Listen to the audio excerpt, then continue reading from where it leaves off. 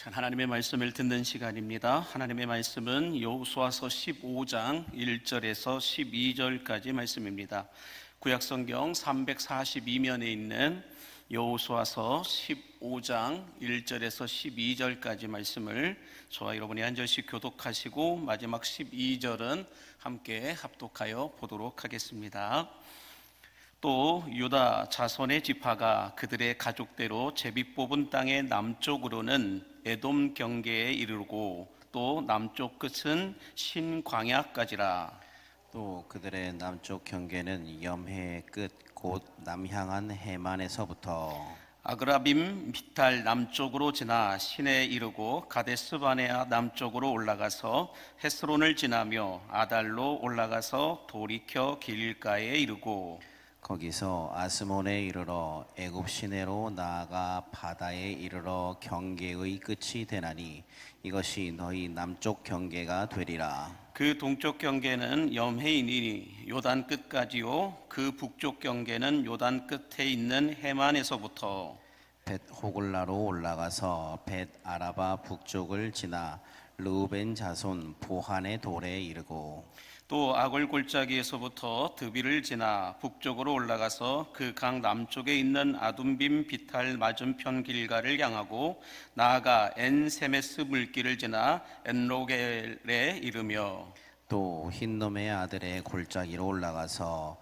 여부스 곧 예루살렘 남쪽 어깨에 이르며 또 흰놈의 골짜기 앞 서쪽에 있는 산 꼭대기로 올라가나니 이곳은 르바임 골짜기 북쪽 끝이며 또 이 산 꼭대기에서부터 넵도와 샘물까지 이르러 에브론 산 성읍들로 나아가고 또 바알라 곧 기럇 여아림으로 접어들며 또 바알라에서부터 서쪽으로 돌이켜 세일산에 이르러 여아림산 곧 그살론 곁 북쪽에 이르고 또 벳세메스로 내려가서 딥나를 지나고 또 에그론 비탈 북쪽으로 나아가 시크론으로 접어들어 바알라 산을 지나고 얌느레에 이르라니 그 끝은 바다며 서쪽 경계는 대해와 그 해안이니 유다 자손이 그들의 가족대로 받은 사방 경계가 이러하니라. 아멘. 할렐루야.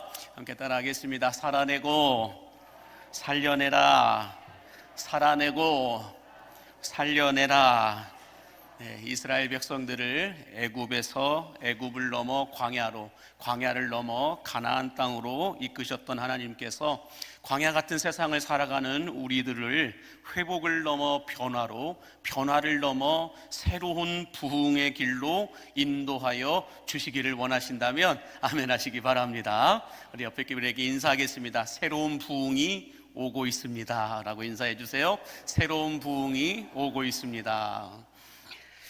여러분, 노블레스 오블리주라고 하는 말을 많이 들어보셨을 것입니다. 이 노블레스 오블레주 그 뜻을 보니까 사전에는 이렇게 적혀 있더라고요. 한번 보여주시면 높은 사회적 신분에 상응하는 도덕적 의무를 요구할 때 노블레스 오블리주라고 이야기한다라고 말합니다. 높은 사회적 신분에 상응하는 도덕적 의무를 요구할 때 이런 말을 사용한다라고 하는데 이 노블레스 오블리주의 기원을 제가 찾아보니까 로마 초기 시대 때의 왕과 귀족들이 보여주었던 이 투철한 도덕 의식과 솔선수범하는 공공 정신에 비롯하여 시작된 말이 이 노블레스 오블리주이다라고 말하고 있습니다. 요즘에는 어떤 정치인들이라든지 고위 공직자들 또 사회를 이끌어가는 각계의 어떤 지도자들에게 책임 있는 모습 또 솔선수범해야 하는 이런 모습들을 요구할 때 이 노블레스 오블리주라고 하는 말을 사용하게 되는데,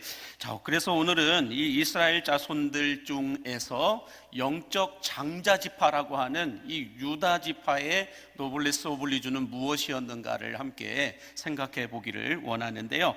먼저 우리 이 여호수아서 15장은 상당히 이 혀가 많이 꼬아지는 장이에요. 그래서 오늘은 별로 이렇게 혀가 꼬아지지 않는데 이 15장 20절부터 마지막 절까지는 계속해서 혀를 샬라샬라 이렇게 계속 꼬아야만 이 이야기가 되는 그런 내용들로 적혀 있는데, 이 여호수아서 15장은 크게 세 단락으로 구조가 단락으로 나누어져 있는데, 1절에서 12절까지는 오늘 우리가 보았던 1절에서 12절까지는 한번 보여주시면 유다 지파가 차지한 땅에 대하여서 쭉 설명해 놓고 있고, 13절에서 19절까지는 그 유명한 갈렙이 헤브론과 드빌을 정복한 이야기들에 대해서 기록되어 있고, 또 20절에서 63절까지는 유다 지파가 차지한 성읍들은 어떤 성읍들인가, 이것을 자세하게 기록해 놓고 있는 걸 볼 수가 있습니다. 다시 말해서 여러분, 여호수아서 14장까지는 가나안 땅 정복의 큰 그림, 숲을 보면서 이야기하였다라고 한다면, 이제 15장부터는 숲 속에 있는 나무 하나하나들을 살펴보면서 이 나무 속에 숨겨져 있는 이야기들을 이렇게 설명해 주고 있는 것을 볼 수가 있습니다. 특별히 오늘은 첫 번째 나무로 이 유다 지파가 분배받은 땅의 경계는 어디서 어디까지인가를 우리에게 소개해 주고 있는데요. 먼저 여러분들, 유다 지파는, 이 유다라고 하는 사람은 야곱의 12아들들 가운데 한 사람인데 몇 번째 아들일까요? 가만히 있어 보거라, 또 이렇게 생각을 하시는 분들이 있는데, 네, 그러실 줄 알고 사진을 가져왔습니다. 표 한번 보여주실까요? 자, 야곱이 있었고, 야곱의 아내가 누구누구예요? 레아와 실바와 비라와 라헬, 이렇게 되어져 있는데, 아내가 3명이나 되었어요. 야곱은. 저는 1명도 힘든데, 그러니까 4명이나 이 야곱은 아내가 있었는데, 이 4명의 아내를 통하여서 수많은 자녀들이 이렇게 태어나게 됐는데, 자, 유다는 누구의 자식이었어요? 첫 번째 부인 레아의 4번째 아들이었다라고 말하고 있습니다. 쭉 보시면은 4번째 아들, 첫째가 루벤, 2번째가 시므온, 3번째가 레위, 그 다음에 유다라고 나오고 있습니다. 자, 그렇다고 한다면 이 야곱의 12아들들 가운데서 첫 번째 아들인 루벤, 시므온, 그 다음에 레위가 있음에도 불구하고 4번째 아들인 이 유다를 향하여서 장자지파이다라고 말하는 이유가 뭘까? 오늘 좀 그걸 생각을 해보기를 원하는데, 과연 유다지파는 4번째 아들인데 왜 장자지파라고 할까? 혈통적으로는 4번째인데 영적으로는 첫 번째 장자지파이다라고 성경은 소개하고 있는데요. 그렇다면 우리 유다 지파가 먼저 어떤 땅을 분배받게 되었는지를 한번 살펴보기 원하는데, 1절부터 4절까지를 보시면 이렇게 말씀합니다. 또 유다 자손의 지파가 그들의 가족대로 제비 뽑은 땅의 남쪽으로는 에돔 경계에 이르고, 또 남쪽 끝은 신광야까지라. 또 그들의 남쪽 경계는 염해의 끝, 곧 남향한 해만에서부터 아그라빔 비탈 남쪽으로 지나 신에 이르고, 가데스 바네아 남쪽으로 올라가서 헤스론을 지나며 아달로 올라가서 돌이켜 갈가에 이르고, 거기서 아스몬에 이르러 애굽 시내로 나아가 바다에 이르러 경계의 끝이 되나니 이것이 너희 남쪽 경계가 되리라.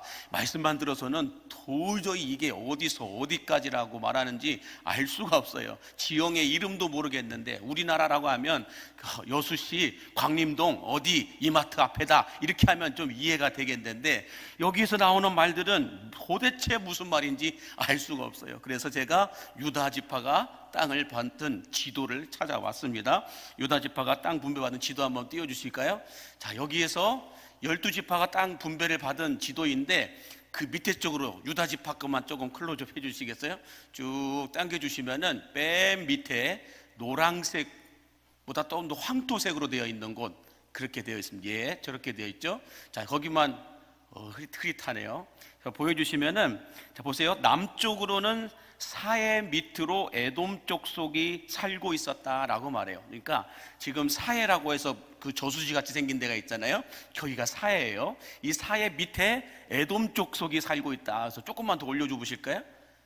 조금 위쪽으로, 예, 밑에가 에돔 족속이 있었고, 이 에돔 족속 끝에서부터, 그러니까 사해 끝에서부터 에돔 족속이 있는데, 지금으로 말하면 이집트가 살고 있는, 이집트에서 올라오는 길목이 에돔 족속이 있는 곳이에요. 그래서 이 에돔 족속에서 신광야라고 저 밑에 있죠.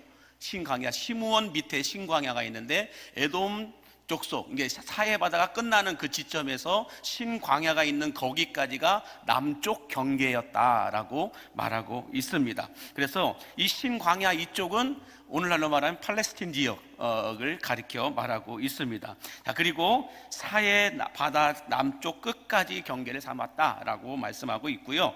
다음에 동쪽과 북쪽 경계를 보면 오늘 본문 5절과 11절 말씀을 다시 한번 보여주시겠습니까? 5절과 11절 말씀 한번 같이 볼게요. 시작. 그 동쪽 경계는 염해이니 요단 끝까지요, 그 북쪽 경계는 요단 끝에 있는 해만에서부터 또 에글론 비탈 북쪽으로 나아가 시크론으로 접어들어 바알라산을 지나고 얍누엘에 이르나니 그 끝은 바다며 라고 말씀하고 있는데 5절에서 11절까지가 북쪽 경계를 다 이야기하고 있는 건데요. 자, 다시 지도 한번 보여주시겠어요? 이 유다 지파의 동쪽 경계는 어디서 어디까지냐? 다시 한 번만 또 쭉 당겨 주시겠어요? 사해 바다를. 자, 동쪽은 염해이니 요단 끝이요라고, 요단 끝까지요라고 했어요. 그러니까요, 동쪽 경계는 사해 바다 처음 시작에서부터 끝에까지가 동쪽 경계이다라고 말하고 있고, 그 밑에는 남쪽 경계이다라고 말하고 있습니다. 그렇다면 북쪽 경계는 어디이냐? 북쪽 경계는 바로 요단 끝이라고 하는데 이 해만에서부터라고 이야기하고 있는데, 여러분 요단강이 어디서부터 어디까지 흐르냐면 헐몬산에서 이 사해바다까지 흐르는데 그 키로수가 100km 정도 됩니다. 헐몬산 꼭대기에서 여기 사해바다까지 내려오는 요단강의 그 길이가 100km 정도 되는데, 이 요단강의 끝에서부터 이제 저 녹색으로 되어 있는 데 있죠, 그쪽으로 가는 쪽이 북쪽 경계이다라고 말해요. 북쪽 경계에 쭉 이르게 되는데, 이 북쪽 경계 에그론 북쪽이라고 써 있어요. 저 녹색 부분에 보면은 에그론이라고 하는 써 있는 곳이 있고, 그 끝은 바다며 라고 말하고 있어요. 11절 마지막 절에 보니까 그 끝은 바다며 라고, 그쪽 바다가 아니고 저쪽 지중해 바다예요. 자, 이렇게 나와 있습니다. 그래서 이 사해가 시작되는 부분, 요단강 끝에서부터 저 지중해 바다까지가 북쪽 경계였다라고 말하고 있는 것입니다. 자, 그리고 오늘 본문 12절에 보니까 이렇게 말씀하죠. 12절 마지막은 서쪽 경계는 대해와 그 해안이니 유다 자손이 그들의 가족대로 받은 사방 경계가 이러하니라 라고 말해요. 자, 사진 한번 다시 보여주시면 서쪽 경계는 어디일까요? 이제 대해라고 하는 건 지중해를 말하고 있는 거예요. 그러니까 저기 북쪽 경계에서 끝까지 가서 녹색 끝에 바다까지 가서 그 밑에 쪽으로 해안가 도로를 타고 쭉 내려오는 것을 북쪽 경계였다라고 말씀하고 있는 겁니다. 그 중간중간에 지형들의 이름이 오늘 성경에 기록되어 있더니 이름이 그대로 있는 곳도 있고 이름이 바뀐 곳들도 있고 이렇게 나와 있는 걸 볼 수가 있습니다. 자, 그래서 이처럼 유다 지파가 가장 많은 인원을 가지고 있어요. 지파의 사람들 가운데서 가장 많은 인원을 가지고 있었고, 또 장자지파였다라는 명분에 의하여서 제일 먼저 땅을 분배받게 되었는데, 제일 먼저 땅을 분배받았고 또 장자지파이니까 제일 좋은 땅을 분배받았을 것이다 라고 생각하기가 쉽지만, 그러나 유다지파가 분배받은 땅은 다른 지파들이 받은 땅에 비하면 비옥한 땅이 아니라 척박한 땅이었다라고 하는 것을 알 수가 있습니다. 다시 말해서 여러분, 갈릴리 호수와 같은 북부 지역은, 그래도 갈릴리 호수는 비옥한 땅이에요. 갈릴리 호수만 나중에 여러분들 우리가 한번 가게 될 텐데, 갈릴리 호수만 한 바퀴 도는데 여러분들 지형을 따라서 사건들을 따라서 가면 일주일이 넘게 걸립니다.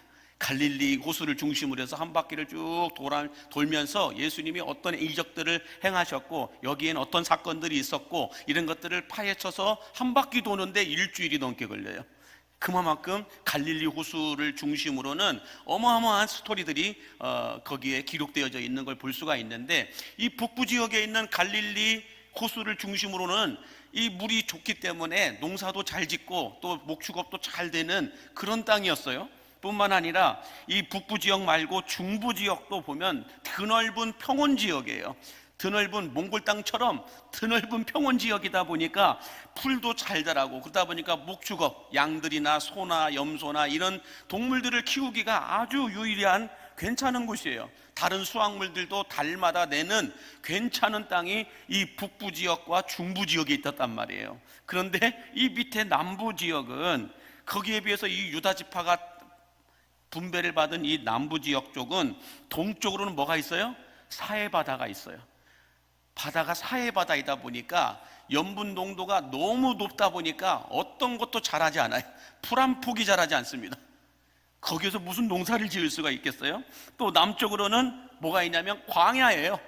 광야이다 보니까 메마른 땅이요, 죽은 땅이어서 목축업을 할 수도 없어요. 동쪽으로는 사해바다 있고 남쪽으로는, 밑에 쪽으로는 이집트 그 밑으로 내려가기 때문에 그냥 광야예요. 모래밭이 있는 사막도 많고, 그러다 보니까 사람이 살 수도 없고 동물들을 키울 수도 없는 그런 땅이었다라는 거예요. 자, 그렇다고 한다면 지중해가 있는 해안가 도로는 어떤 곳이었을까요? 거기는 해안가 도로니까 그것도 좀 괜찮겠지라고 생각하는데, 지도를 다시 한번 보여주실까요? 방송실, 오늘 제가 주문이 많죠. 지도를 한 번만 더 다시 보여주시면 거기에 어떤 동네 사람들이 사냐면, 조금만 당겨주시면은 블레셋이라고 하는 지중해 쪽이요. 지중해 쪽. 네, 거기면 블레셋이라고, 시므온 옆에 블레셋이라고 써 있잖아요. 다윗 왕이 집권하기 전까지는 유다 지파 땅이라고 분배는 받았지만 블레셋 사람들이 살고 있었기 때문에 거기 들어가지도 못했다라는 거예요. 바닷가 쪽은 가보지도 못했다라는 거예요. 뿐만 아니라 이 위쪽에 있는 경계선에 있는 북쪽에 있는 사람들, 사해바다에서 지중해까지 가는 녹색 지도에 있는 그 경계는 다른 지파 사람들이 살고 있었기 때문에 거기를 넘어갈 수도 없어요. 넘어가서 농사를 지을 수도 없어요. 그런데 여기서 끝나는 게 아니죠. 저 한 가운데 누가 있어요? 시므온, 유다 지파라고 하는 이 땅을 분배받은 한 가운데 시므온 지파가 또 떡 버티고 거기서 살고 있었단 말이에요. 그러니 유다 지파는 어떻게 보면 제대로 된 땅을 분배받지 못했다라고 말해도 틀리지 않을 정도로 불만이 있으면 제일 많았을 거예요. 우리가 장자 지파이고 내가 그래도 이 집안의 장자라고 명분을 삼고 있고 인구도 가장 많이 사는데, 그래서 땅도 제일 넓은 땅을 줘야 되고 제일 좋은 땅을 해서 먹고 사는 입들이 많은데, 식솔들이 이렇게 많은데 사해가 있고 광야가 있고 블레셋이 살고 있고 시므온 형님 땅이 또 여기 딱 있고 우리는 뭐 먹고 살라고? 이렇게 불평하고 불만할 수밖에 없는 이런 상황에 놓여 있는 지파가 유다 지파였다라는 거예요. 그래서 여러분, 이 유다 지파가 이렇게 비옥한 땅이 아니고 척박한 땅을 받았음에도 불구하고, 분배받았음에도 불구하고 유다 지파가 여호수아를 향하여, 유다 지파가 하나님을 향하여 뭔가 불평하고 불만 가운데 원망하였다라는 말들이 이 여호수아서에 그렇게 없어요. 한마디도 없어요. 이 땅 분배받은 거에 대해서 불평하거나 원망하였다, 불만을 가졌다, 이런 말씀이 없어요. 그래도 12지파 중에서 영적인 장자지파이니 제일 먼저 땅을 받고 더 넓고 더 좋은 땅을 받아야 하는 게 마땅하지 않아? 그래도 내가 누군데, 그래도 내가 이 교회에서 누군데, 그래도 내가 이렇게 살았는데 라고 말하면서 뭔가 요구할 수 있었을 텐데, 그런데 유다 지파는 전혀 불평하고 불만 가운데 원망하였다는 말이 없어요. 자, 그러면 이 유다 지파가 왜 이런 반응을 보일 수 있었을까? 누가 보더라도 동서남북 다 먹고 살 수 있는 전혀 먹거리가 하나도 없는, 이렇게 인구가 많은데 전혀 사해바다 가서 뭐하라고, 물고기 한 마리도 없는 곳에 가서. 여러분, 사해바다 가서 물고기 잡을 생각하지 마세요. 정신병자로 이상하게 오해를 받습니다. 사해바다는 물고기 한 마리도 없어요. 살 수 없는 염분 농도가 있기 때문에. 광야에 가서 뭘 잡겠어요? 광야에서 뭘 어떻게 살겠어요? 아무것도 없어요. 블레셋 땅에 들어갈 수도 없어요. 괜찮은 땅이라고 해서는 시므온 형님 지파가 딱 가운데 버티고 있어요. 그런다고 해서 넘의 지파로 경계를 넘어 북쪽으로 올라갈 수도 없어요.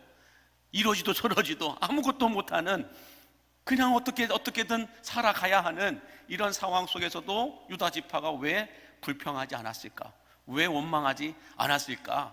우리는 조금만 누가 나에게 불합리한 일만 해도 확 올라와가지고 그럴 수 있냐라고 이야기하잖아요.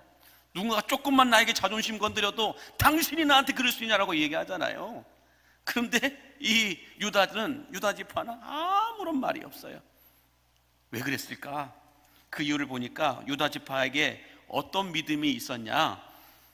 우리가 선택한 것이 아닌 하나님께서 허락하신 땅이기 때문에 하나님이 허락한 땅은 우리에게 가장 좋은 땅이다라는 것, 좋은 땅이라고 하는 그 믿음이 있었더라는 거예요. 우리에게 하나님께서 주신 땅이라고 한다면 우리에게 가장 적합한 땅이요 가장 최선의 땅이다라고 하는 이 믿음이 유다 지파에게 있었다는 거예요. 여러분, 내가 선택하는 것이 좋을까요? 하나님이 주시는 것이 더 좋을까요? 다 말로는 하나님이 주시는 게 좋다라고 얘기하죠. 그런데 뒤로는 뭐예요? 내가 원하는 거 선택하잖아요. 말로는 주님이요, 말로는 주께서요 이렇게 얘기하지만 뒤로는 뭐예요? 그래도 내가 원하는 것, 내가 이거 선택해도 하나님이 뭐라고 안 하실 거야. 날 사랑하시는 분이니까. 그러면서 엉뚱한 걸 선택해요. 그러면서 엉뚱한 걸 내가 선택해놓고 불합리한 일들이 일어나면 불평하죠. 또 원망하죠. 하나님 떠난다고 이렇게 하면서 떠나버리죠. 그러나 여러분, 유다 지파에게는 어떤 믿음이 있었냐? 하나님이 내게 주시는 것은 언제나 좋은 것이다 라고 하는 믿음이 있었어요. 그 말씀이 시편 84편 11절에 보면 이렇게 말씀합니다. 같이 읽겠습니다. 시작. 여호와 하나님은 해요 방패이시라. 여호와께서 은혜와 영화를 주시며 정직하게 행하는 자에게 좋은 것을 아끼지 아니하실 것임이니이다. 할렐루야. 이 말씀 여러분들에게 믿어지게 되기를 바랍니다. 하나님은 우리에게 좋은 것을 주시기를 아끼지 않는다라는 거예요. 그러므로 여러분, 내가 선택하는 것보다 하나님이 선택하여 주시는 것이 가장 좋은 것임을 믿으시기 바랍니다. 하나님이 주시는 그것이 제일 좋은 거라는 거예요. 나에게 꼭 필요한 거라는 거예요. 지금은 동서남북 사방을 봐도 이거 나보고 먹고 살라는 거야, 뭐 하는 거야, 죽으라는 소리야, 뭐 하는 거야, 이렇게 불평과 원망이 나올 수 있죠. 그러나 하나님이 주신 거라면 기다리시기 바랍니다. 하나님이 주신 거라고 하면 한번 믿어보시기 바랍니다. 하나님이 왜 나를 그곳으로 보냈고 하나님이 왜 나를 그렇게 행하게 하여 주셨는지 조금만 기다리면 하나님이 이래서 이렇구나라는 것을 얻게 될 거라는 거예요. 그것은 하나님이 언제나 좋은 것을 주신다라고 말씀하고 있어요. 그러나 여러분, 우리가 하나님께 사랑받고 있고 공동체 안에서 인정받고 있다라고 생각하면 사람들은 영적인 자존감과 자신감이 높아지면서 불평과 원망이 아니라 순종과 감사가 나와요. 내가 하나님께로부터 사랑을 받고 있다라고 하면 영적인 자존감이 높아져요. 내가 어느 공동체 안에서 사랑을 받고 있다라고 생각하고 인정을 받고 있다라고 생각하면 자신감이 생겨요. 그러면 순종이 나오고 감사가 나와요. 근데 내가 속해 있는 공동체 안에서 내가 하나님으로부터 사랑을 받고 있는 것 같지가 않아, 하나님의 사랑이 느껴지지가 않아, 내가 이 공동체에서 쓸모없는 사람처럼 보여라고 하면 뭘 해도 하는 일들마다 불평과 불만만 나와요. 그러나 여러분, 우리가 믿는 하나님은 내가 보기에는 하나님 왜 이런 땅을 주셨어요? 하나님 왜 나에게 이러세요? 라고 할 정도로 불평과 불만이 여기까지 올라오지만, 그러나 하나님은 나에게 언제나 좋은 것을 주시는 분이시다. 하나님은 언제나 나에게 좋은 것을, 나를 실망시키지 않으시는 하나님이라는 이 믿음이 있으면 유다 지파처럼 이 상황에서도 사해를 바라보면서도, 광야를 바라보면서도, 블레셋 땅을 바라보면서도, 시므온 형님 땅을 바라보면서도, 북쪽 경계를 바라보면서도 감사가 나오는 거예요. 순종함이 나오는 거예요. 주님이 보내셨으니, 주님이 말씀하셨으니 순종하겠습니다. 이게 유다 지파였어요. 나중에 여러분, 유다 지파가 이 일로 인하여 어마어마한 축복을 받아요.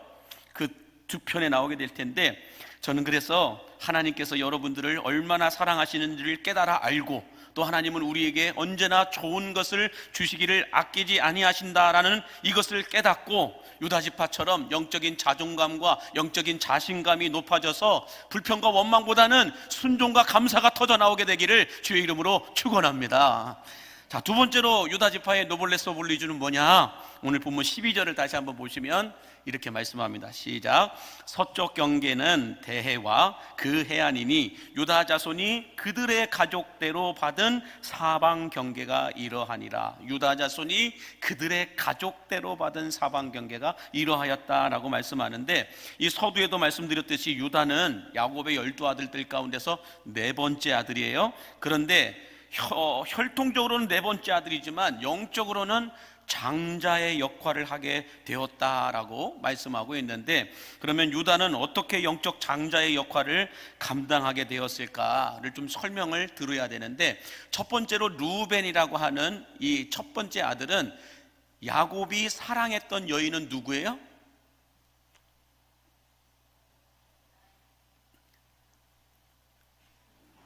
라헬. 라헬이에요. 야곱이 사랑했던 여인은 라헬인데, 이 삼촌 라반이 야곱보다 더 이 꼼수가 좋은 사람이에요. 더 사기꾼이에요. 그래가지고 라헬을 주겠다라고 해놓고는 잠자리를 갖고 다음날 일어나 보니까 레아를 통해서 낳은 첫 번째 아들이 루벤이었어요. 루벤. 그러다 보니 야곱이 이 루벤을 사랑했을까요? 안 했을까요? 사랑하지 않았어요. 아버지로부터 사랑받지 못한 이 루벤은 동생들 사이에서 리더십을 발휘하지 못했어요. 어떤 리더십을 발휘하지 못했다라는 거예요. 그 다음에 또 시므온과 레위가 나오는데, 시므온과 레위도 누구 자식이에요? 레아를 놔둬 해가지고 레아예요. 근데 이 시므온과 레위는 첫째 형님 루벤이 아버지로부터 인정받지 못하고 사랑받지 못하면서 자꾸 자기 형제들끼리 모여갖고 아버지를 욕하죠.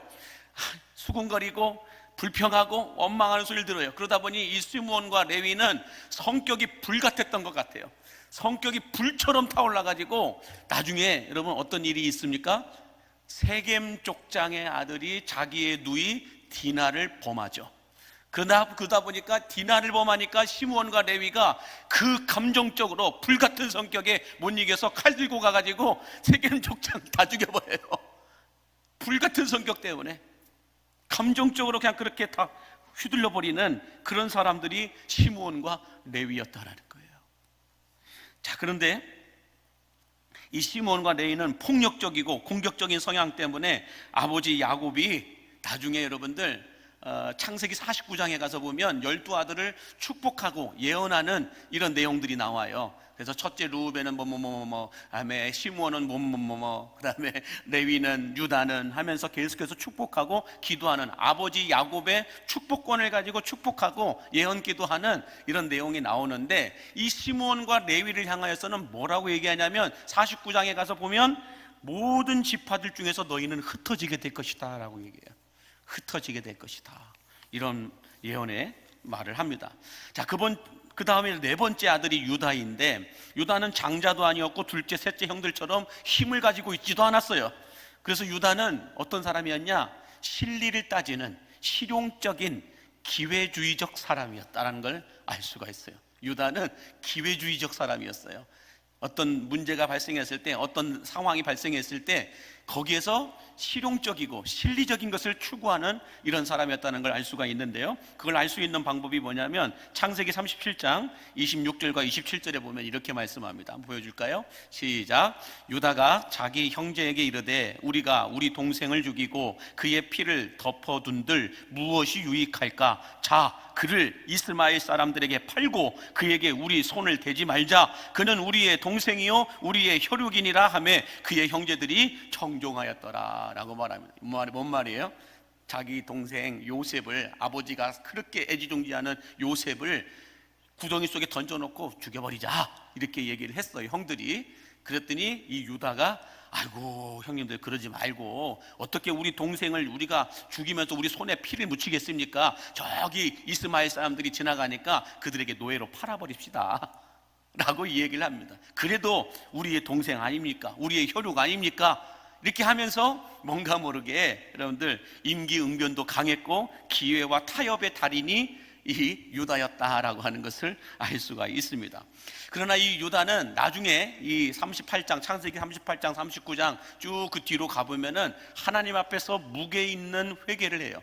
무게 있는 내려놓음을 통하여서 회개를 하고 난 다음에 이 아버지 야곱이 있는 곳에서 가나안 땅에서 흉년이 들죠. 그래서 애굽으로 곡식을 구하러 가요. 곡식을 구하러 갔을 때 거기에서 어떤 일을 하느냐, 목숨을 걸고 요셉의 동생 베냐민을 지켜내요. 목숨을 걸고. 그 내용이 창세기 44장 33절에 이렇게 나와 있어요. 한번 읽어주시면 시작. 이제 주의 종으로 그 아이를 대신하여 머물러 있어 내 주의 종이 되게 하시고 그 아이는 그의 형제들과 함께 올려 보내소서라고 말합니다. 여기서 유다가 베냐민을 향하여 그 아이는 이라고 말했을 때 여러분, 유다와 베냐민의 나이 차이가 상당히 있었을 거라는 것을 알 수가 있죠.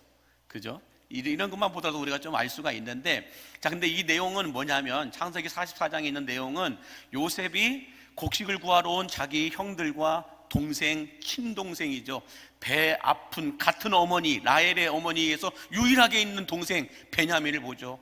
울컥울컥 하면서 이제 그 울음을 참고 있다가 다 이제 곡식을 얻어가지고 돌아갑니다. 가나안 땅으로 돌아가는데 베냐민을 붙잡아 놓고 싶은 거예요, 이 요셉이. 그래서 요셉이 몰래 자기 신하를 시켜갖고 베냐민이 타는 그 말 안에다가 뭘 숨겨놓으라고 합니까? 아래다가 은잔을 숨겨놓으라고 얘기를 해요. 그래서 몰래 은잔을 숨겨놓습니다. 그러다가 이제 길을 떠났어요. 그런 다음에 바로 군대가 추격해가지고 너희들이 이렇게 우리 국무총리에게 은혜를 입었는데 이렇게 뒤에서 도둑질해 갈 수 있느냐라고 하면서 큰 소리를 칩니다. 그러니까 이 야곱의 아들들이 우리가 그런 적이 없습니다. 우리는 당신의 국무총리의 물건을 훔친 적이 없습니다. 뭐 이렇게 얘기를 하죠. 그러면 우리가 뒤져서 나오면 한 대에 100 뒤져서 나오면 100원에 한 대씩 확 이건다? 그래서 뒤져봐요. 그랬더니 다른 데는 다 없었는데 누구한테서 나와요? 베냐민에게서 큰 은잔이 나옵니다. 그래가지고 난리가 났죠. 그때 이제 어떻게 하냐? 다른 형들은 베냐민 막 때리고 니야 이놈아 하면서 막 뭐라고 했겠죠. 그런데 이때 이 상황에서 이 유다가 뭐라고 얘기해요? 33절에 있는 말씀 한번 다시 보여주실게요. 이제 주의 종으로, 주의 종은 누구예요? 이 유다 자신을 말하는 거예요. 주의 종으로 그 아이를 대신하여 머물러 있어 내 주의 종이 되게 하시고 그 아이는 그의 형제들과 함께 올려 보내소서. 이 말의 내용 앞뒤로 좀 보면은 어떤 내용이냐면 유다가 나서서 저 베냐민이 돌아가지 않으면 내 아버지 야곱은 충격받아서 돌아가실 수밖에 없습니다. 그러니 내 동생 베냐민은 보내주시고 제가 대신하여 당신의 종이 되겠습니다. 저를 볼모로 잡아주십시오. 당신의 종이 되겠습니다. 이 이야기를 하고 있는 거예요. 그러니까 자기가 죽을 수도 있는데 내가 내 동생을 위해서 모든 죄값을 다 뒤집어 쓸 테니, 모든 죄값을 감당할 테니 나는 여기서 잡아두시고 내 동생 베냐민은 보내주십시오 라고 얘기하고 있는 거예요. 그래서 베냐민을 대신하여 목숨을 걸어요. 희생을 해요. 헌신을 해요. 누가요? 유다가. 자, 이처럼 유다는 기회주의자였지만 하나님 앞에서 철저히 자신을 내려놓은 뒤에 가족들을 살리기 위해서 자기 목숨을 내어놓는 희생적인, 헌신적인 이 모습을 보여주게 됩니다. 나중에 아버지 야곱이 이 사실을 알게 되죠. 이 유다가 베냐민을 살리기 위해서 애굽 땅에서 그런 일을 행하였다는 것을 나중에 듣게 돼요. 그러면서 이 야곱이 유다를 향하여 어떻게 축복을 하느냐, 창세기 49장 8절에 보시면 이렇게 축복을 합니다. 한번 볼까요? 유다야, 너는 내 형제의 찬송이 될지라. 내 손이 내 원수의 목을 잡을 것이요 내 아버지의 아들들이 내 앞에서 절하리로다 라고 말합니다. 이게 간단한 한마디 같지만은 어마어마한 축복이에요. 보면은 야곱이 죽기 전에 이 12아들들을 축복하는 내용 가운데 유다 너는 형제들의 찬송이 되고, 형제들의 찬송이 제일 잘 된다라는 거예요. 형제들의 찬송거리가 된다. 찬송거리, 자랑거리, 찬양거리, 높일거리, 이 찬송, 찬양, 이것은 높이다, 자랑하다, 칭찬하다, 이런 뜻을 갖고 있잖아요. 그러니까 유다 자손 너희는, 유다야 너는, 너희 자손들은 이 12아들, 12지파들 가운데서 높임을 받을 것이고 칭찬을 받을 것이고 자랑거리가 될 것이다, 이 이야기를 하고 있는 거예요. 그러면서 또 뭐라고 얘기합니까? 내 아버지 아들들의 앞에서, 아들들이 내 앞에서 절하게 될 것이다. 여기서 절하게 된다라고 하는 걸 제가 찾아보니까 신하가 왕에게 엎드리다 라고 하는 뜻을 갖고 있어요. 그냥 절하게, 세배하는 게 아니에요. 설날 구정에 세배하는 것이 아니고 신하가 왕에게 절하다, 이 뜻을 갖고 있어요. 12아들들, 아버지의 아들들이 너와 너의 후손들에게 엎드려 절하게 될 것이다. 신하가 왕에게 절하듯이 그렇게 절하게 될 것이다. 이 예언대로, 이 축복대로 여러분 나중에 유다 자손 가운데서 뭐가 나와요? 왕들이 계속 나옵니다. 유다 지파에서 왕이 나오기 시작해요. 그러다가 만왕의 왕이신 예수 그리스도가 유다 지파에서 나와요. 놀라지도 않네요.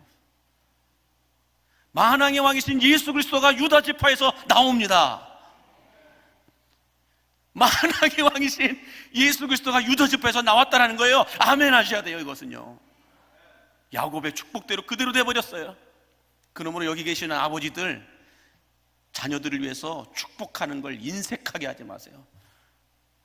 감당할 수 없는 부피로 축복하셔야 돼요. 아무리 속 썩이는 자식들이라 할지라도 아버지는, 어머니는 자녀들을 위해서 축복해야 돼요. 축복해놔야 돼요. 나중에 어떻게 될지 모르는 거예요.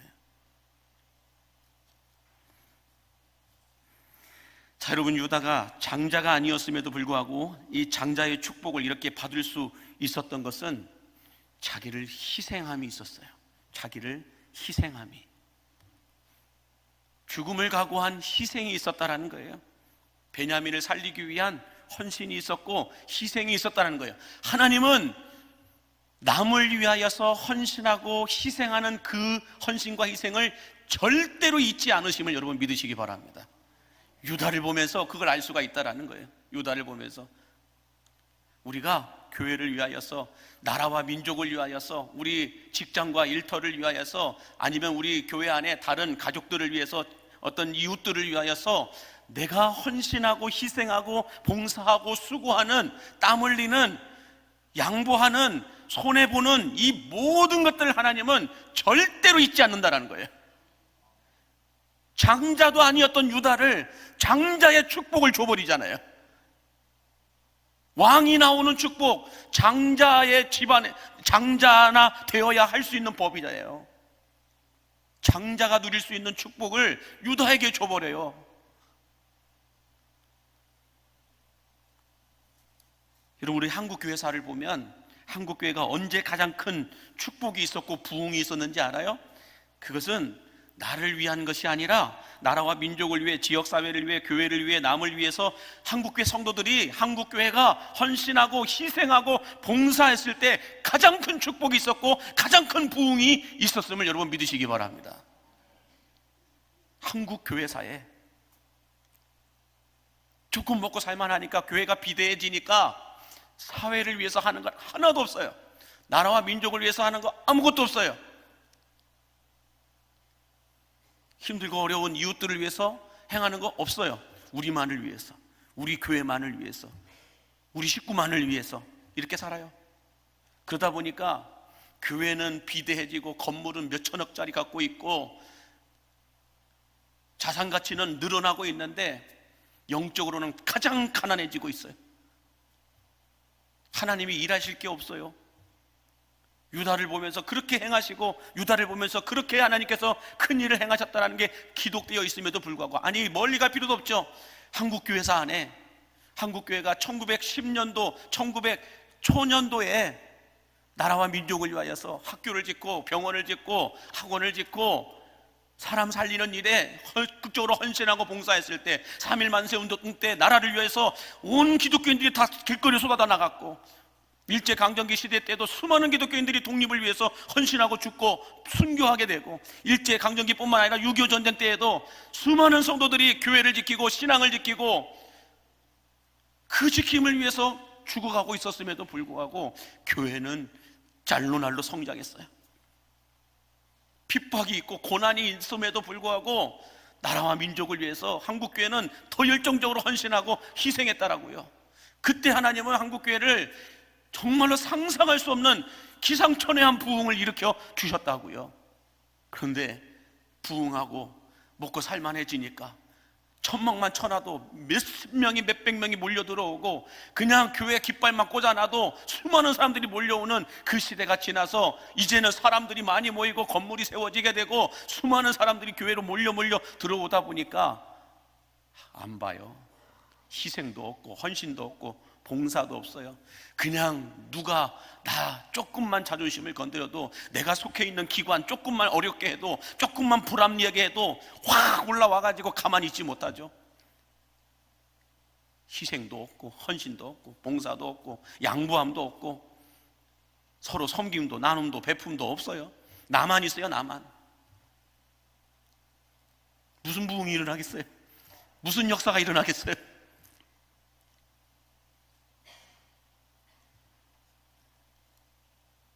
그러므로 저는 우리 강립교회가 정말 있으나 마나한 교회가 아니라 수많은 교회들 가운데서 그냥 똑같은 교회로 하나 남는 그런 교회가 말고요, 우리 그냥 생방송을 살고 있잖아요.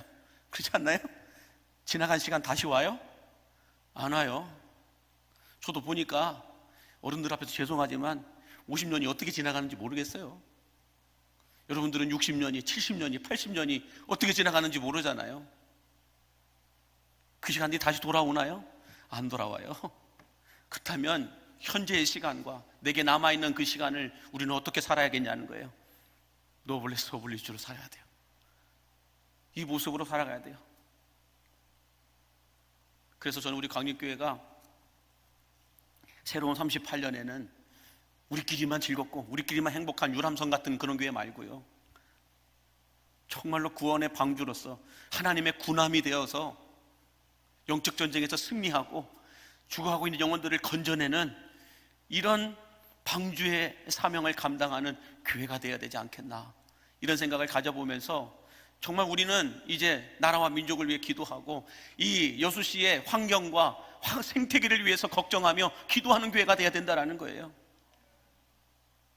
다음 세대가 안 보인다니까는요. 심각합니다. 그래도 누군가는, 그래도 어떤 교회는 이 문제를 놓고 기도해야 되는 교회가 있어야 되지 않겠냐는 거예요. 그냥 우리끼리 건물 늘려가고 재산 늘려가면서 여기저기 그냥 다닐 때 다니고 나들이 다니고 이렇게 하면서 편하게 즐겁게 지내다가 주님 몰아오시면 그때 살아가면 되죠. 뭐 그래도 체면상 전도 산책 좀 몇 번 하고 그렇게 하면 되지, 이렇게 생각할 수도 있지만 그건 아니라는 거예요. 우리는 이 유다 자손처럼, 유다 지파처럼 헌신하고 희생하고 수고하는, 이것이 우리를 위한 것이 아니라 이 여수시를 위하여서 여수시의 영적인 환경과 영적인 생태계를 살리기 위해서 움직여야 되는 교회가 있다고 한다면 우리가 선봉장에 서자라는 거예요. 다 자기 교회만 생각해요. 자기 교회에 유익이 없고 자기 교회에 이익이 없다고 하면 아무도 손 내밀지 않아요. 세상에 있는 사람들은 교회를 향하여 이걸 요구하는데, A를 요구하는데 교회는 필요 없어요. C만 요구하고 있어요.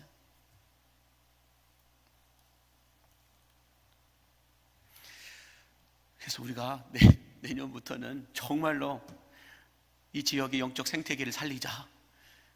오염되고 어느 누구도 살고 싶지 않은 철새의 도래지가 설새의 망한지가 되지 않도록, 어떤 철새도 오고 싶지 않은 그런 도래지가 되지 않도록 다시 여수시로 사람들이 오고 싶은, 놀러 왔다가 그냥 싹 사라지는 그런 도시 말고요, 관광도시에서 명품도시로, 명품도시에서 살고 싶은 도시로 바꿔가야 되지 않겠냐는 거죠. 너무 먼 얘기 같아서 여러분들에게 감흥이 아직 안 올 수도 있겠지만, 그래도 누군가가 물꼬를 튼다고 한다면 나는 우리 교회가, 강립교회가 그 물꼬를 텄으면 좋겠다라는 거예요. 이것이 바로 하나님이 우리에게 주신 노블레스 오블리주의 사명이라는 것입니다. 그래도 우리 교회만큼 이렇게 건강하고 이렇게 평안하고 이렇게 누군가를 섬길 수 있는 위치까지 올라온 교회라고 한다면 노블레스 오브 리주의 사명을 감당해야 된다는 거예요.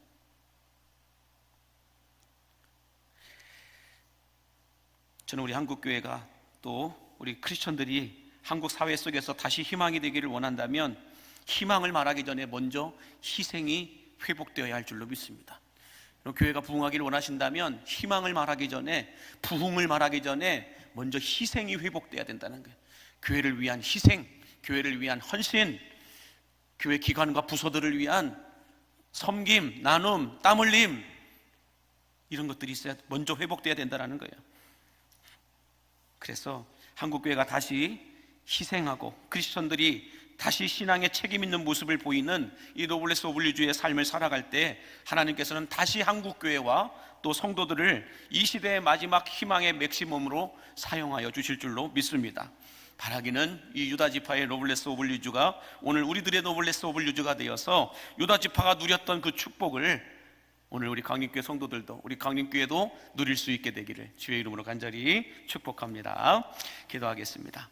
만복의 근원 되신 하나님, 유다지파의 노블레스 오브 리주가 오늘 우리들의 노블레스 오브 리주가 되게 하여 주시어서 유다지파가 누렸던 하늘의 신령한 복들과 땅에 기름진 은혜들을 우리도 누리게 하여 주옵소서. 무엇보다 하나님께서 허락하신 것들이 우리에게 최선의 것이요 가장 적합한 방법들임을 믿고 감사하고 순종할 수 있게 해주시고, 유다처럼 희생이 있고 책임 있는 신앙의 모습을 보임으로 말미암아 다시 이 시대의 희망이 되고 하나님의 대안이 될 수 있는 우리 광림의 성도들 되게 하여 주옵소서. 예수님의 이름으로 축복하며 기도하옵나이다. 아멘.